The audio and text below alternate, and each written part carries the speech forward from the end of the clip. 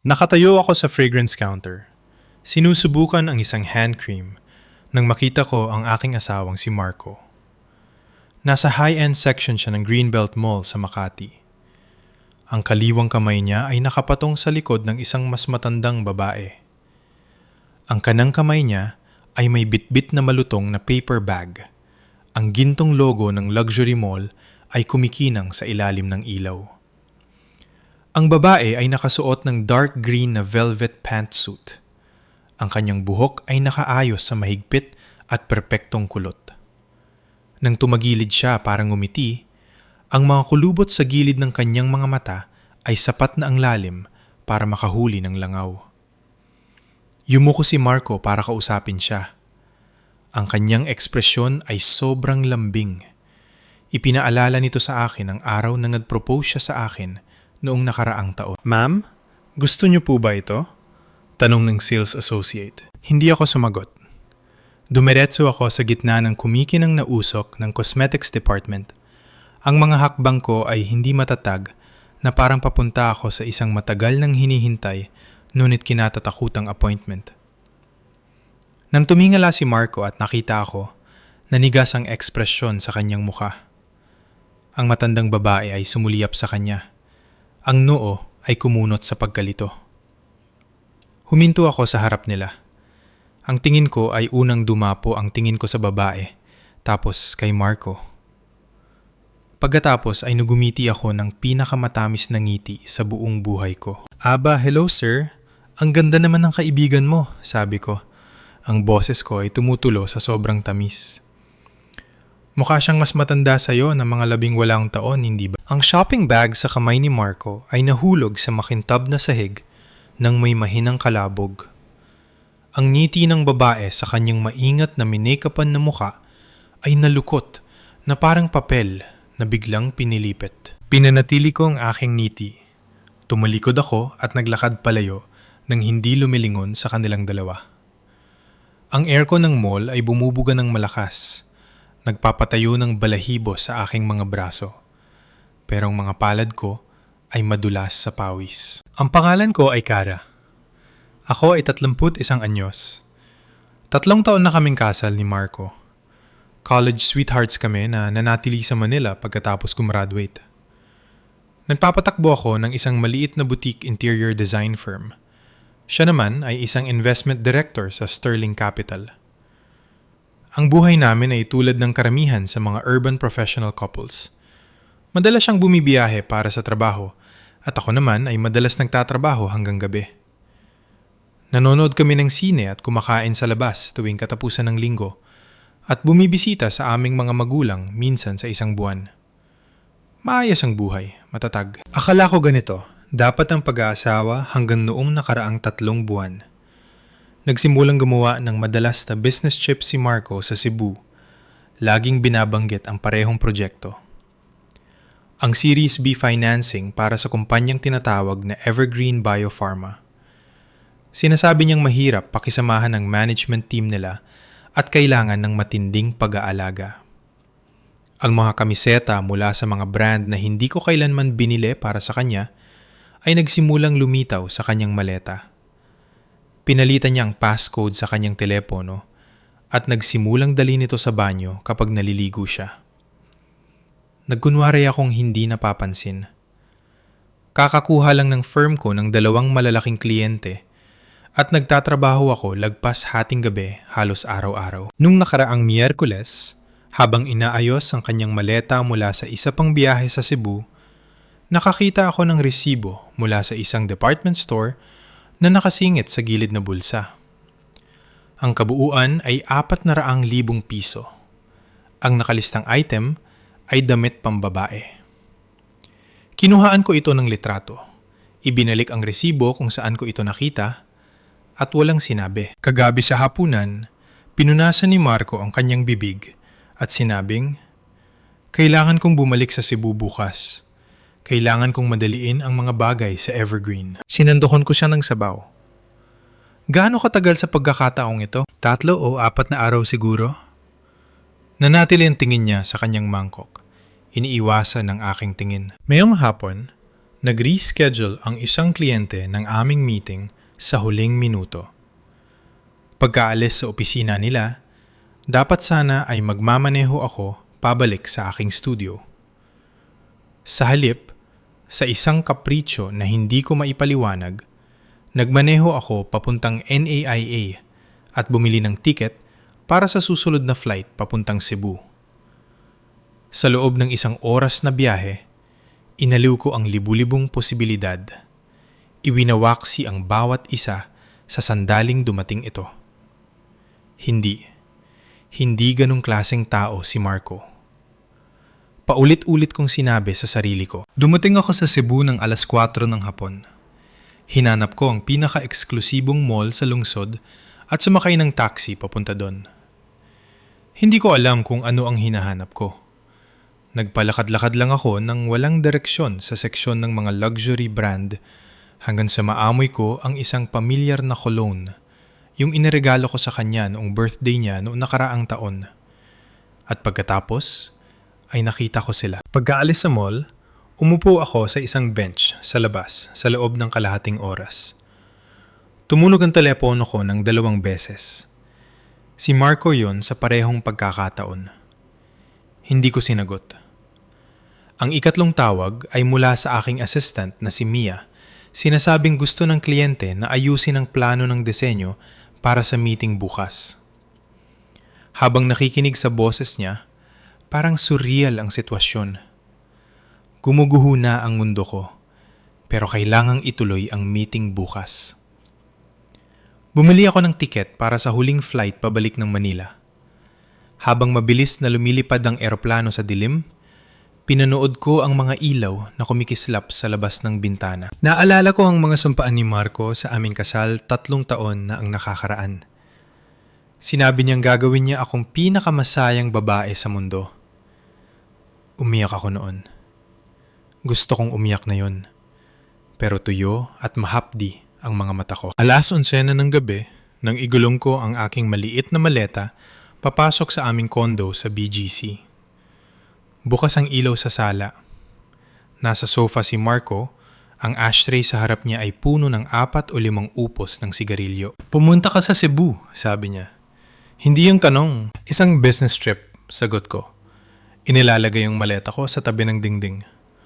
Gusto ng kliyente ng last-minute on-site review. Nagtitigan kami sa isa't isa mula sa magkabilang dulo ng malawak na sala. Pula ang kanyang mga mata at ang bagong tubong balbas sa kanyang baba ay nagmukha siyang ibang tao. Sa isang saglit, inakala kong lalapit siya, ipapaliwanag ang lahat, yayakapin ako, at sasabihing lahat ng iyon ay hindi pagkakaunawaan na ang matandang babae ay nanay ng kliyente niya o isang malayong kamag-anak. Ngunit pinatay lang niya ang kanyang sigarilyo at tumayo. Kara, hindi yon ang iniisip mo. At ano ba ang iniisip ko? Hinubad ko ang aking jacket. Ang boses ko ay sobrang kalmado na nagulat pati ako. Si Eleanor Vance yun. Ang chairman ng Evergreen Biopharma. Lumapit sa akin si Marco. Sinusubukang hawakan ang kamay ko. Umiwas ako. Nasa gitna kami ng isang malaking deal. Kakapano lang ng asawa niya at naging emosyonal siyang hindi matatag. Sinasamaan ko lang siya. Ang pagsamaba sa kanya ay nangangailangan na ilagay mo ang braso mo sa bewang niya. Pinutol ko siya. Kailangan ba nitong bilhan mo siya ng damit na nagkakahalaga ng 400,000 piso? Nanigas ang ekspresyon ni Marco. Hindi niya inaasahan na alam ko ang tungkol sa resibo. Yon ay isang corporate PR expense, sabi niya. Humina ang boses niya sa huli. Tumawa ako. Marco, 9 na taon na tayong magkakilala. Tingin mo ba talaga ganun ako, katangga? Binuka niya ang kanyang bibig, pero walang lumabas na tunog. Nilagpasan ko siya papunta sa kwarto at nagsimulang mag-impake ng mga gamit ko. Damit, makeup, design blueprints, laptop ko. Isa-isa ko silang inihagis sa maleta. Nakasandal si Marco sa hamba ng pinto. Pinapanood ako. Sa wakas, nagsalita siya. Saan ka pupunta? Umupa ako ng maliit na apartment malapit sa studio ko. Gagamitin ko sana yon bilang showroom. Isinara ko ang zipper ng maleta. Mukhang may bago na itong gamit na yon. Kara, mag-usap tayo. Mag-usap tungkol saan? Tumayo ako at hinarap siya. Pag-usapan kung paano ka na mamasyal sa mall na nakayakap sa isang babae na hindi bababa sa 20 taon na mas matanda sa'yo? Pag-usapan ang dahilan na ginamit mo sa loob ng 3 buwan para makita siya sa Cebu? O dapat ba nating pag-usapan kung ano na lang ang halaga ng kasal natin sa mga mata mo? Namutla ang mukha niya. Hinila ko ang maleta ko papunta sa pinto. Paglabas ko sa kanya, hinawakan niya ang pulsuhan ko. Bitawan mo ako, sabi ko. Binitawan niya ako. Nang makarating ako sa pinto, narinig ko siyang nagsalita mula sa likuran ko. Ang evergreen deal na ito ay napakahalaga para sa akin. Kung matutuloy ito, pwede na akong maging partner. Lumingon ako at pinigyan siya ng huling matigas na tingin, ang lalaking minahal ko ng 9 na taon. Ang kanyang mga mata ay gwapo pa rin na may bahagyang pagbaba sa gilid na laging nagpapamuka sa kanya na tapat. Nalunod ako sa mga matang yon ng hindi mabilang na beses. So? Tanong ko. Ipinagpapalit mo ang kasal natin para sa pagiging partner? Hindi ito pagpapalit. Tinaasan niyang boses niya. Kailangan ko lang ng kaunting oras para ayusin ang mga bagay-bagay. Kapag sarado na ang deal na ito, hihiwalayan ko na siya ng tuluyan. Pangako. Tinitigan ko siya ng matagal hanggang sa umalingaw-ngaw ang tunog ng elevator sa hallway. Marco, sabi ko ng mahina. Nasusuka ako sa'yo. Habang nagsasara ang mga pinto ng elevator, nakita ko siyang nakatayo pa rin sa pintuan. Ang kanyang figura ay naging malabo at nawala sa silip ng pinto. Sa underground parking, inihagis ko ang maleta ko sa trunk at umupo sa driver's seat. Ipinatong ang noo ko sa manibela. Ang mga ilaw ng dashboard ay mahinang kumikinang sa dilim, tulad ng isang pares ng malamig at walang pakialam na mga mata. Nag-buzz ang phone ko. Ito ay isang text notification mula sa aking bangko. May transfer na ginawa sa personal account ko. Ang halaga ay 5 milyong piso. Ang memo? I'm sorry. Alam ni Marco ang pride ko. Alam niyang hindi ko tatanggapin ang ganitong klaseng pera. Ipinadala niya lang ito para pagaanin ang sarili niyang konsensya, para masabi sa sarili niya na sinubukan kong itama ang lahat. Tinitigan ko ang numero. Isang biglaang pagnanais na tumawa ang bumukal sa loob ko. 9 na taon ng kasaysayan, 3 taon ng kasal, at nilagyan niya ito ng presyong 5 milyong piso. Hindi ko ibinalik ang pera. Hindi ako sumagot. Pinaandar ko lang ang kotse at nagmaneho palabas ng garahe. Ang gabi sa Maynila ay puno ng mga ilaw. Sa likod ng bawat bintanang may ilaw, malamang na may ibang kwentong nagaganap. Ang kwento ko ay kakalipat lang sa pinakapangit na pahinaan nito. Hindi ko alam kung anong laman ng susunod na pahina, pero alam ko ang isang bagay na sigurado. Ang Kara na ngumiti at nagsabing, "Ang ganda naman ng kaibigan mo," ay namatay sa mall na yon na yung hapon. Ang babaeng buhay ngayon ay kailangang malaman kung paano mabuhay. Ang apartment ay mas malamig at mas walang laman kaysa sa naisip ko. Isang 30 square meter studio na walang ibang laman kundi isang kama at isang lamesa. Iniwan ko ang maleta ko sa isang sulok. Binuksan ang laptop ko at nakita ang 13 hindi pa nababasang email. Lahat ay tungkol sa trabaho.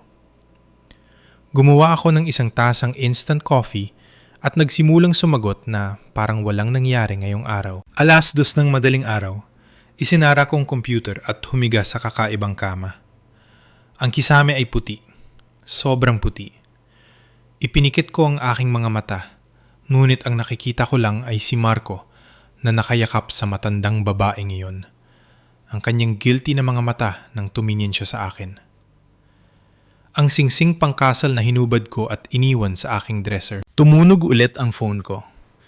Sa pagkakataong ito ay text mula sa isang unknown number. Miss Cara. Ito si Eleanor Vance. Sa tingin ko, kailangan nating magkita. Hindi ko binura. Hindi ako sumagot. Inilagay ko lang ang phone ko sa silent, tumalikod ako sa pader at sinubukang matulog. Ang lungsod sa labas ay gising pa. At ang aking kasal, na opisyal na namatay sa sandaling dumating ako sa Cebu, ay isa na lamang bangkay ngayon. Ngunit ang kamatayan ay hindi ang katapusan. Ito ay ibang uri lamang ng simula. Matagal na panahon pa bago ko ito tunay na naintindihan. Napanaginipan ko si Marco nung nasa kolehiyo pa kami, naghihintay sa akin sa tabi ng athletic field. May hawak na 2 natutunaw na sorbetes. Ang araw sa panaginip ay napakainit at ang kanyang puting t-shirt ay basang-basa ng pawis nakadikit sa kanyang likod. Habang tumatakbo ako palapit sa kanya, bigla siyang nagiba anyo at naging lalaking. Nakasuot ng Amerikana na siya ngayon at ang mga sorbetes sa kanyang mga kamay ay naging isang shareholder agreement. Nagising ako ng bigla. Ang langit ng 4:00 ng madaling araw ay madilim na asul. Sa malayo, naririnig ko ang makina ng isang bus sa EDSA. Nagsisimula na ang bagong araw, kahit na hinihiling kong wag na sana itong dumating. Ngunit kailangan kong mabuhay, at kailangan kong mabuhay ng mas mahusay kaysa sa iba. Ang kaisipang iyon, tulad ng isang buto, ay itinanim sa pinakamatigas na lupa ng aking puso sa malungkot na bukang liwayway na yon. Hindi ko alam kung kailan ito sisibol. Ngunit alam kong mangyayari ito dahil bukod sa pagpapalakas sa aking sarili, wala na akong ibang natitira. At simula pa lang ito, ang text message ni Eleanor Vance ay nanatili sa aking telepono na parang tinik sa loob ng 3 araw.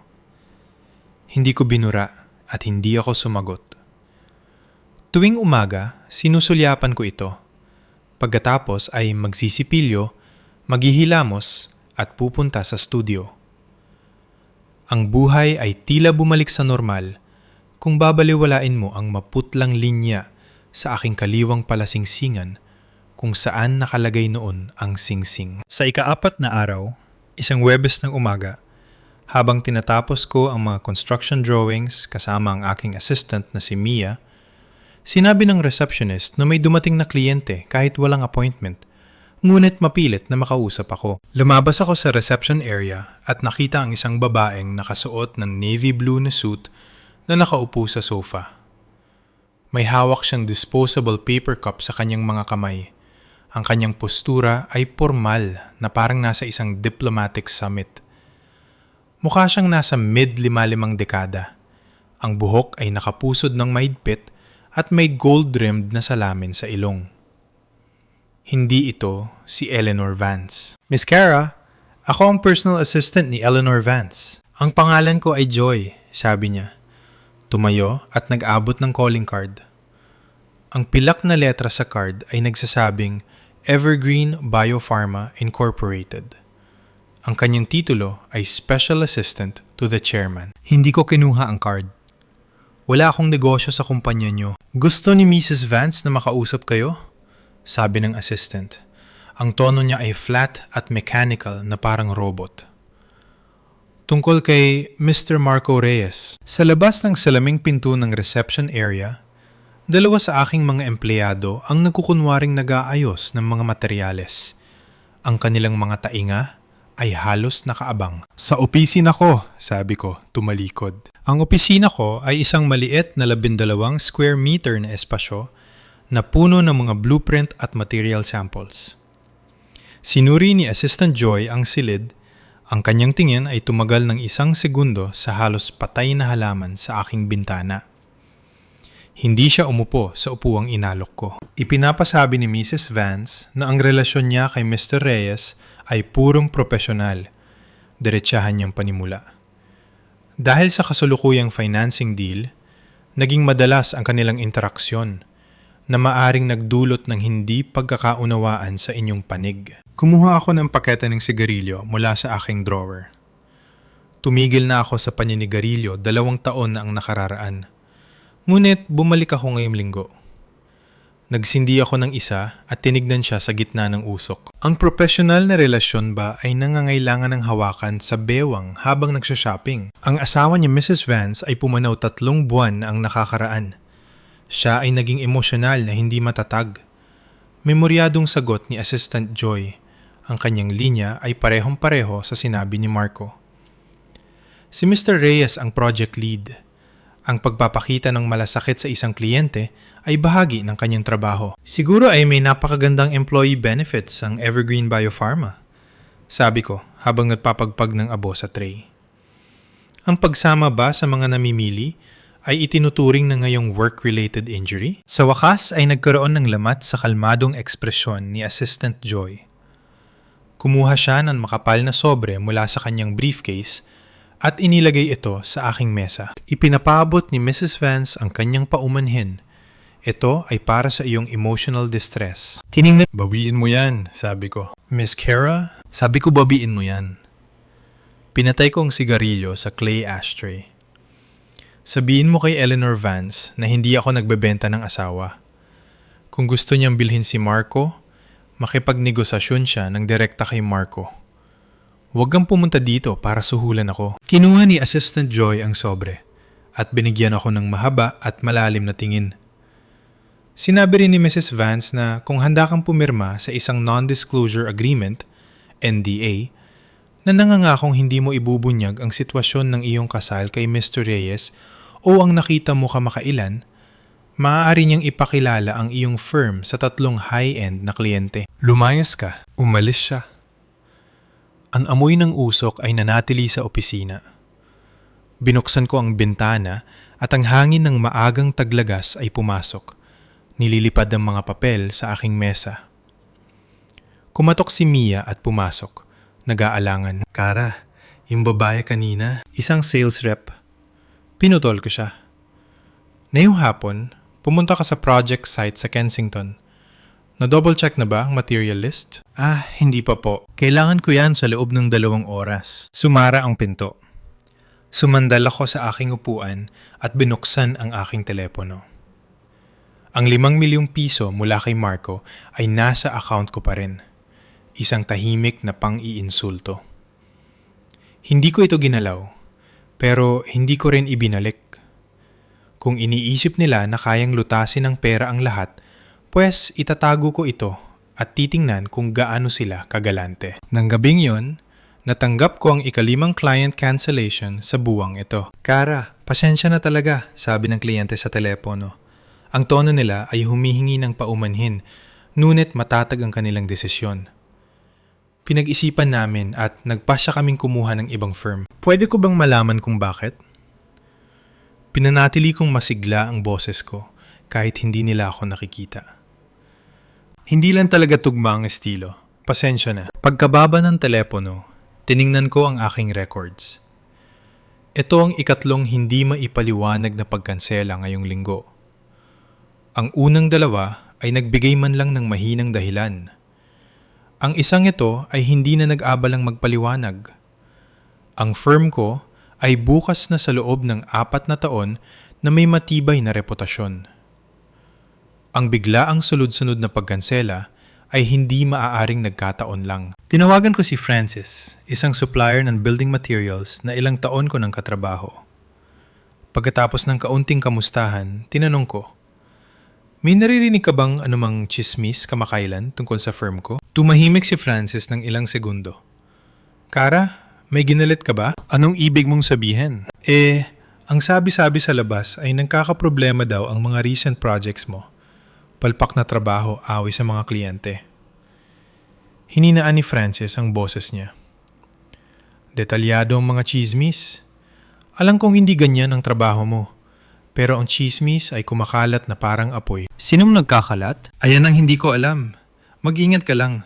Sa negosyong ito, reputasyon ang lahat. Pagkatapos ng tawag, umupo ako sa aking madilim na apartment. Nakatingin sa skyline ng lungsod. Isang bintana sa gusaling, katapat ko ang umiilaw ng mainit na dilaw na liwanag. Sa loob, Isang pamilya ang nakatipon sa hapagkainan. Isa itong ordinaryong eksena, ngunit nagpapahapdi ito sa aking mga mata. Tumunog ang telepono ko, si Marco. Tinitigan ko ang kumikislap na pangalan sa screen hanggang sa pumunta ito sa voicemail. Tumawag siya ulit. Sinagot ko, Kara, kailangan nating mag-usap. Pagod na pagod ang boses niya. Mag-usap tungkol saan? Tungkol sa kung paano mo ipinadala ang bago mong girlfriend para ipahiya ako o kung paano mo sinusubok ang sirain ang reputasyon ko sa industriya. May katahimikan sa kabilang linya. Sirain ang reputasyon mo? Kara, anong pinagsasabi mo? 5 kliyente ang nag-cancel sa akin ngayong linggo. Lahat sila ay long-term prospects, sabi ko. Marco, kung gusto mo ng annulment, ibibigay ko sa'yo. Pero wag mong gagalawin ang trabaho ko. Yan ang hangganan ko. Hindi ko ginawa yon, sabi niya, tumataas ang boses. Paano ko magagawa yun sa firm mo? Kara, ganyan ba talaga ako kasama sa paningin mo? Nung inakbayan mo ang matandang babae yun sa mall, tinanong mo ba ang sarili mo kung nagiging masama ka? Tumahimik siya. Narinig ko ang pagpitik ng lighter. Naninigarilyo siya. Pumunta sa'yo si Eleanor Vance? Tanong niya sa wakas. Nagpadala siya ng assistant. Inalok ako ng pera para pumirma sa NDA. Sabi ko na may malamig na tawa.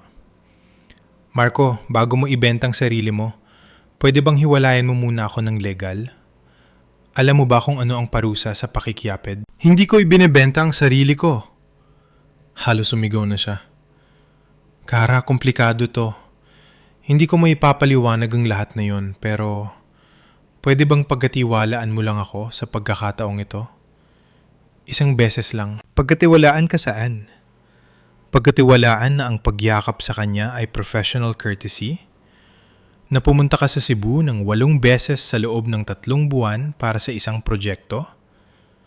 Na pinalitan mo ang passcode ng phone mo para maiwasan ang corporate espionage? Naririnig ko ang panginginig ng sarili kong boses. Marco, hindi ako tanga. Sa susunod na Miyerkules, alas 7 ng gabi, Sa Old Haunt Cafe, sabi niya. Sasabihin ko sa iyo ang lahat. Kung gusto mo pa rin makipaghiwalay pagkatapos mong marinig ang sasabihin ko, pipirma ako sa mga papel. Ibibigay ko sa iyo ang lahat. Ang Old Haunt Cafe ay isang coffee shop sa Katipunan na madalas naming puntahan noong nasa kolehiyo pa kami. Naging tambayan namin ito tuwing anibersaryo. Noong nakaraang taon sa aming wedding anniversary, nakaupo kami doon buong gabi. Sabi niya kapag nag-4 na po na siya, dadalhin niya ako sa Iceland para makita ang Northern Lights. Sige, sabi ko at ibinaba ang telepono. Tiningnan ko ang bank account ko. Nasa doon pa rin ang 5 milyong piso. Tiningnan ko ang kita ng firm ko. Ang kita ngayong buwan ay bumaba ng 60% kumpara noong nakaraang taon. Ang inbox ko ay may 4 na bagong email. 2 ay kumpirmasyon ng cancellation. Ang isa ay paalala sa renta mula sa landlord ko. Ang huli ay isang legal notice mula sa korte. Isang pinagkakautangan ang nagpa-file ng lien sa isang ari-arian na pagmamay-ari ni Marco sa Cebu. Isang ari-arian na binili noong nakaraang taon. Nakalista ako bilang co-owner.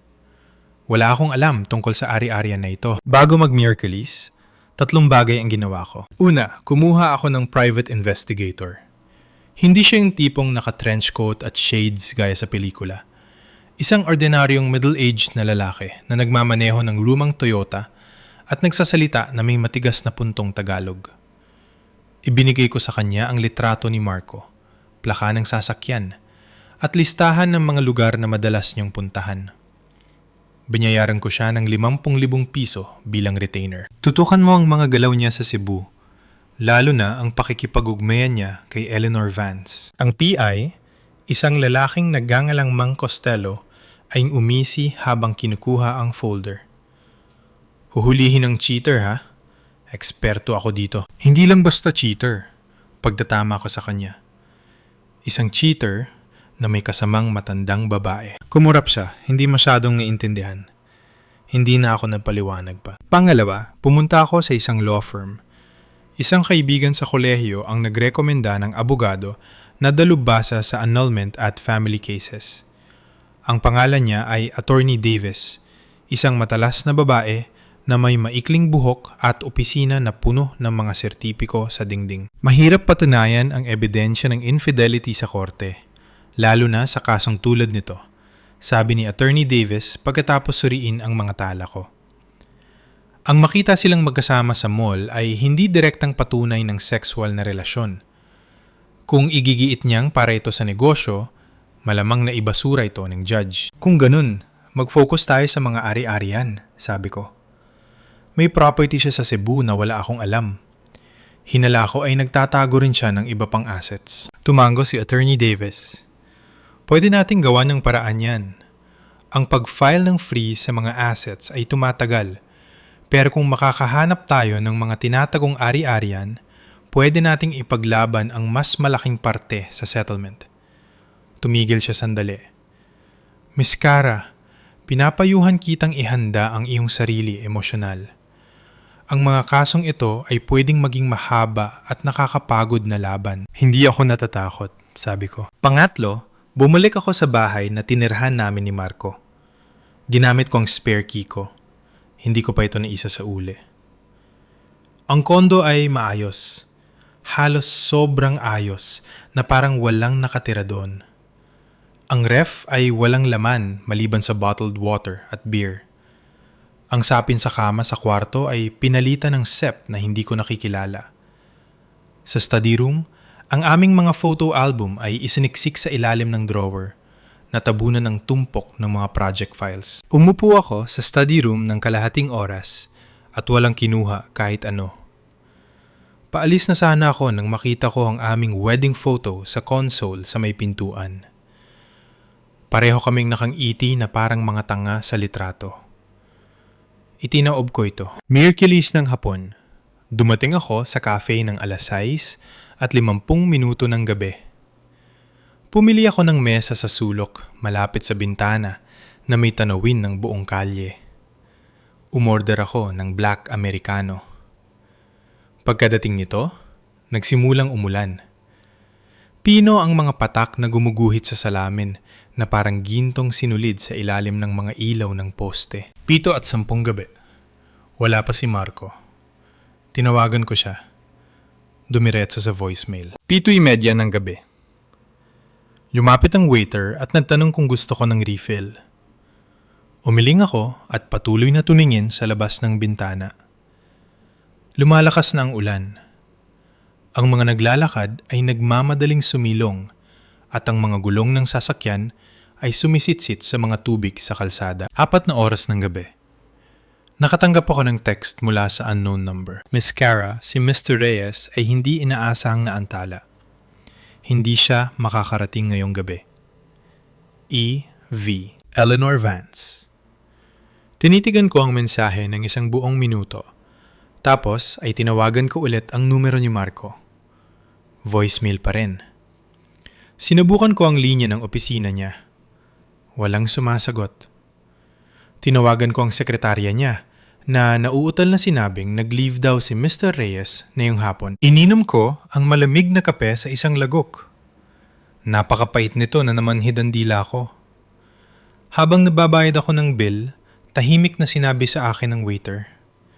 Ma'am, may tumawag na lalaki kanina, bandang alas 7:30. Sabi niya kung may naghihintay na Miss Cara, sabihin daw na huwag nang maghintay. Kaya alam na ni Marco ng alas 7:30 na hindi siya makakarating. Pero hindi niya ako kinontak. Inutusan niya si Eleanor na gawin ito o si Eleanor mismo ang gumawa para sa kanya. Nang lumabas ako ng cafe, humina na ang ulan. Tumayo ako sa ilalim ng awning. Pinapanood ang basang kalsada na sumasalamin sa mga neon lights. Naalala ko nung junior year namin sa kolehiyo, nakatayo mismo dito nang itagilid ni Marco ang payong niya ng buo sa akin, hinayaang mabasa ang sarili niyang balikat. Sinabi niya noon na lagi siyang naroon para sa akin sa bawat maulan na araw. Umuulan ngayon. Nasaan siya? Nag-buzz ang phone ko. Mensahe mula kay Mang Costello, ang PI. Miss Cara, Paunang resulta. Si Marco Reyes ay may kondo sa isang mamahaling lugar sa Cebu na nakarehistro sa ibang pangalan. Pero ang mga bill ng kuryente at access records ay nagpapakitang siya ang pangunahing nakatira. Gayun din, gumawa siya ng 6 na malalaking wire transfers sa nakalipas na 3 buwan sa isang offshore account. Ang impormasyon ng tatanggap ay nakatago. Ipinadala ang mga detalye sa email mo. Nakatayo ako sa ambon. Nakalimutan ko na ang payong ko. Tumutulo ang tubig sa buhok ko at pumapasok sa kwelyo ko. Malamig.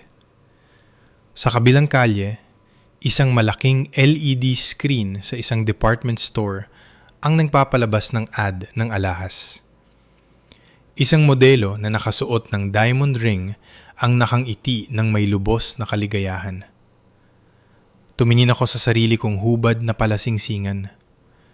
Dati ay may singsing doon. Ngayon ay isang maputlang linya na lang ang natitira, tulad ng isang sugat na hindi gumagaling. 10:00 na ng gabi nang makauwi ako. Binuksan ko ang email ko.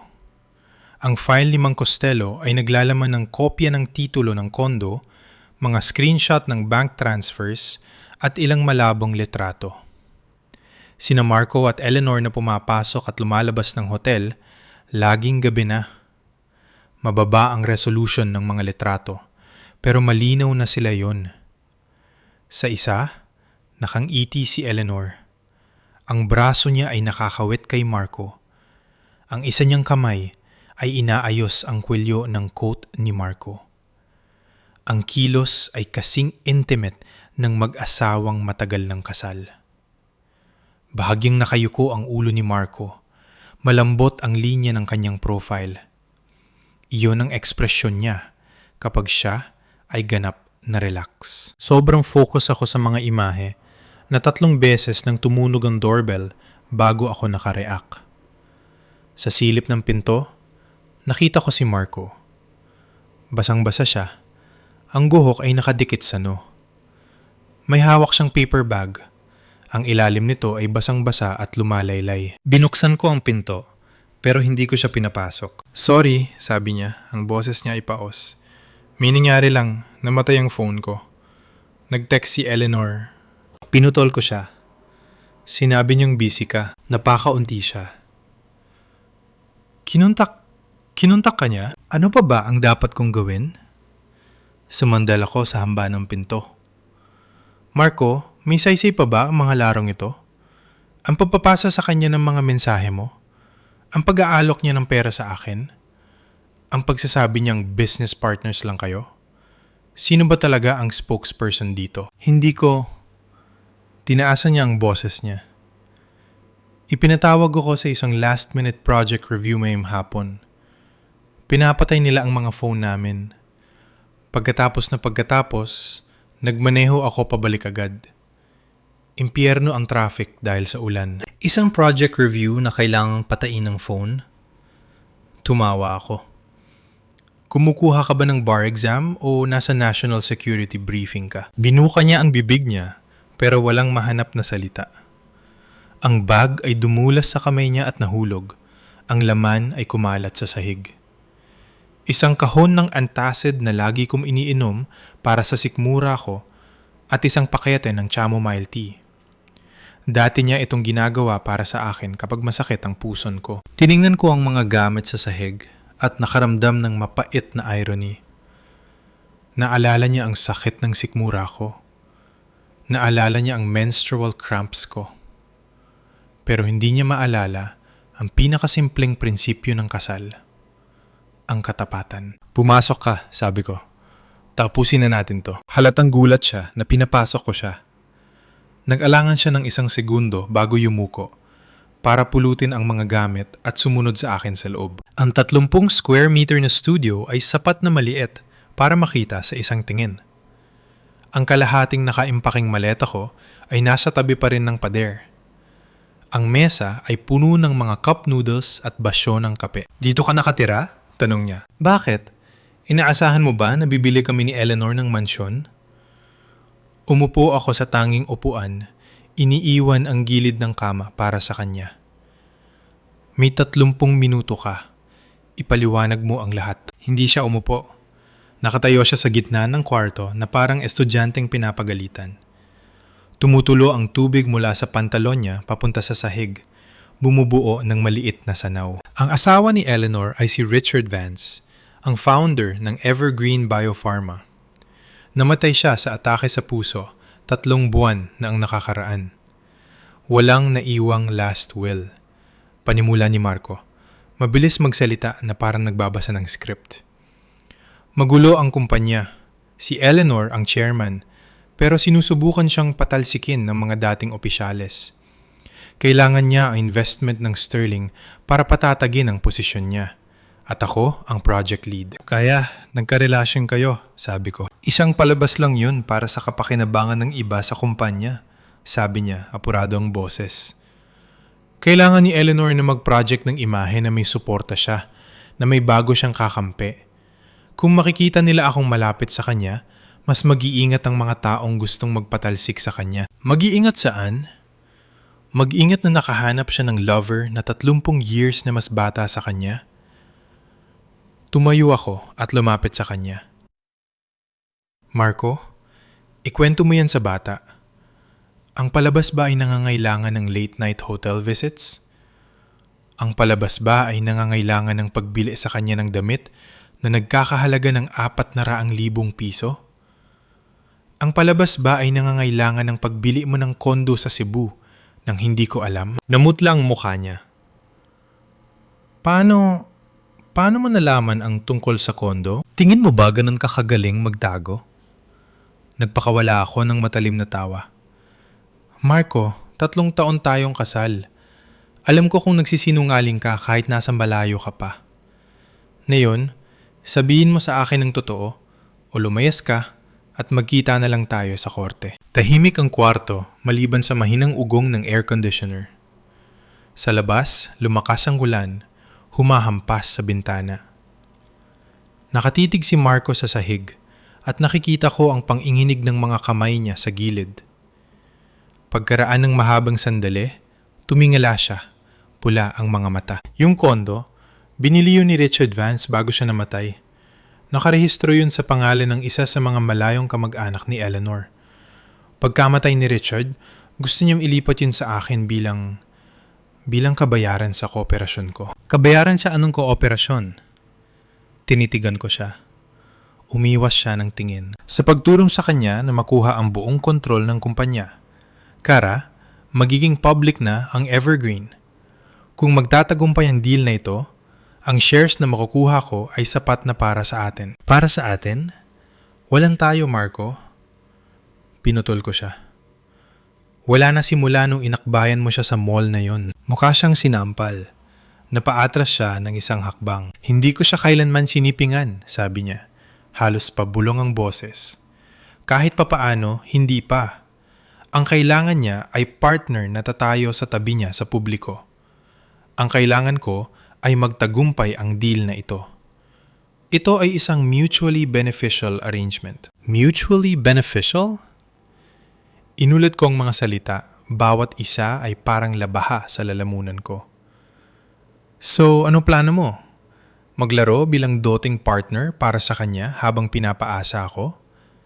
Maghintay hanggang sa hindi ko na kaya at umalis ako ng kusa para makuha mo ang pera at mapanatili pa rin ang imahe ng isang tapat na ex-husband? Hindi. Hinawakan niya ang braso ko. Mahigpit ang hawak. Kara, makinig ka sa akin. Kapag naging public na ang Evergreen, puputulin ko ang lahat ng ugnayan sa kanya. Makukuha ko ang kondo, ang pera, ang shares, tapos pwede na tayong umalis ng Maynila. Pwede tayong pumunta kahit saan mo gusto. Inalis ko ang kamay niya. Gamit ang perang kinita mo sa pakikipagtalik sa isang matandang babae. Hindi ko nga siya sinipingan, sigaw niya. Hindi pa, pero gagawin mo, sigaw ko pabalik. Marco, tingin mo ba sa akin ay isang kaawa-awang tanga na uupo na lang at manunood habang ang asawa ko ay nagpaparada kasama ang ibang babae? Matyagang naghihintay na yumaman siya at bumalik sa akin. Ito na ang huling pagkakataon, sabi niya. Namumula ang mga mata. Ilang buwan na lang hanggang sa makumpleto ang IPO process. At pagkatapos, tiningnan ko siya. Tapos malilinis ka na? Lahat ng yakap, regalo, late night hotel visits, lahat yun mabubura? Marco, kapag ang isang bagay ay marumi na yan habang buhay. Walang halaga ng pera ang makakapaghugas niyan. Tiningnan niya ako na parang ngayon lang niya ako nakita sa unang pagkakataon. Ang tulog ng ulan ay pumunong sa katahimikan sa pagitan namin. Isang katahimikan na parang pader na kumakapal bawat segundo. So, hindi mo ako mapapatawad? Kahit anong mangyari? Tanong niya, basag ang boses. Pinapatawad kita, sabi ko. Pinapatawad kita sa pagbebenta ng sarili mo para sa pera. Pinapatawad kita sa pagtrato sa akin na parang tanga at pansisinungaling sa akin sa loob ng 3 buwan. Pinapatawad kita sa pagsagot sa mga tawag niya sa bahay natin, sa pagtanggap ng mga regalo niya, sa pagpaplano ng kinabukasan mo kasama siya.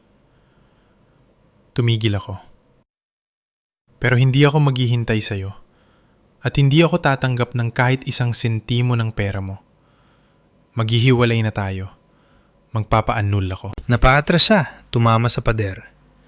Isang naka-frame na print na isinabit ko doon ay nahulog. Ang salamin ay nabasag sa sahig. Pareho kaming nanigas.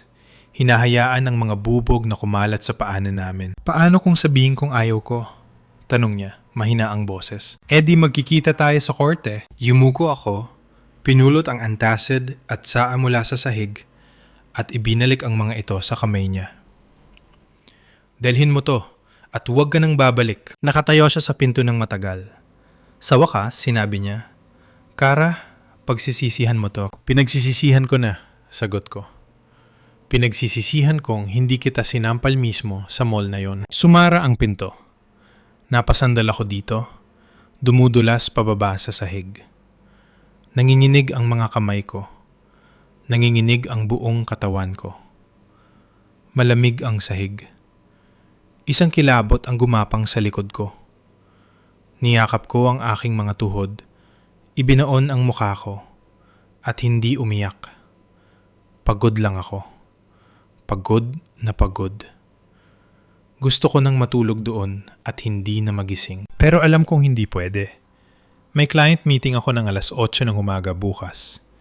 Mga blueprint na kailangang baguhin, mga materyales na kailangang piliin ulit. Ang buhay ay hindi na bibigay ng pahinga dahil lang sa guho na ang kasal mo. Tinutulak ka lang nitong sumulong, dumudugo ka man o hindi. Uminit ang screen ng phone ko. Bagong mensahe mula kay Mang Costello. Miss Cara, may nahanap pa ako. Isang offshore account sa pangalan ni Marco Reyes ang nakatanggap ng malalaki at madalas na transaksyon sa nakalipas na 3 buwan. Isa pa, may mga kahina-hina lang detalye sa pagkamatay ng asawa ni Eleanor Vance na si Richard. Ang opisyal na dahilan ay sudden heart attack, pero tumanggi ang pamilya sa autopsy. Gusto mo bang hukayin ko pa? Tinitigan ko ang mensahe. Nagsisimula ng tumila ang ulan sa labas. Malalim na ang gabi. Ang lungsod ay lumulubog sa tulog pagkatapos ng bagyo. At ako, nakaupo sa malamig na sahig, ay biglang gising na gising sa takot. Mas malalim ito kaysa sa inaakala ko. Sumagot ako kay Mang Costello. Ituloy mo ang paghuhukay. Gusto ko ang bawat detalye.